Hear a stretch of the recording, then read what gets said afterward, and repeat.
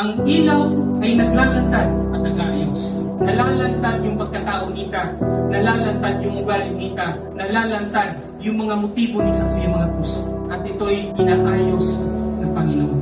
Ang lahat ng nalalantad sa liwanag ay nakikilala kung ano talaga ang mga iyon. At nalalantad ang lahat dahil sa liwanag. Karamihan sa mga tao ay gusto ng kabutihan, gusto ng matuwid, gusto ng kaayusan. Pero hindi po na nangyayari kasi wala sila sa Panginoon. It is your decision. If you follow Jesus Christ bilang liwanag, tayo magkakaroon ng mga bagay na mabuti, bagay na matuwid. Yung pamumuhay natin ay nasa liwanag. Kung magkaroon tayo ng liwanag sa ating buhay na si Kristo, nakita natin na mga bagay nito ay marami pala. Nagiging malaya tayo sa pagpili kung anong mabuti. Dahil yung liwanag ay naglantad sa atin ng mga bagay na ito.